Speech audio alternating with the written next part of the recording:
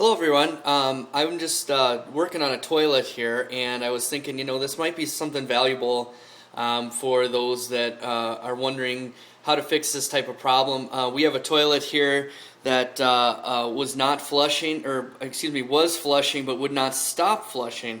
This is actually a one of those Flushomatic aquaflush style commercial toilets.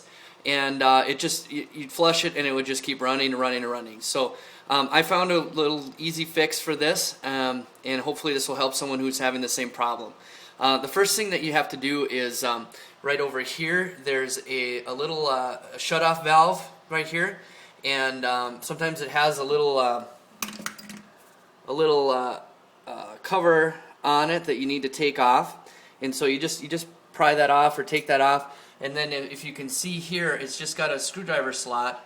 You just tighten that up and it'll stop the water from running. That's your first thing. The next thing is to clean out the little the valve here on the top. And so sometimes this gets a little bit of sediment in it. What you do is you take a wrench like so, and you just loosen that up. I like to put a little something covering over it so I don't scrape up the chrome here. And then once you get that loose, this just screws right off of here. Alright, take this off, and that's what you see. Then you're going to take off this little flange or whatever this thing is. It's like a little cover. You're probably going to get some water here when you pull this off. Okay, and there you can see, ew, gross. Okay, it's got some sediment and stuff stuck in there. You want to take and clean this off really good. But the key to this whole thing, and the reason that I found that this doesn't stop flushing, is this tiny little weep hole here. And I don't even think I can zoom in far enough to show you. It's just a tiny little hole. What you want to do is take this whole gasket out. Now you can buy a new gasket for these, I believe. They're not that expensive, but this is a really, really cheap and easy fix. What you do is you just take this whole thing out, and you take a tiny, like a little piece of wire or something, because there is actually, you can't really see it, but there is actually a little tiny hole in there. And that's what somehow causes, and I don't completely understand, somehow causes the suction to release and the vacuum to seal up.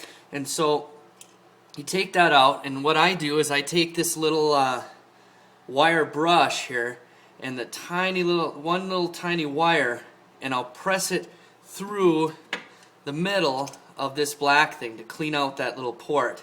Once that's cleaned out, and you clean this up really good, wash it out, put it back together, make sure you get it in there, put this back on, screw this back on here, and then release the water, the valve here, and it should flush for you.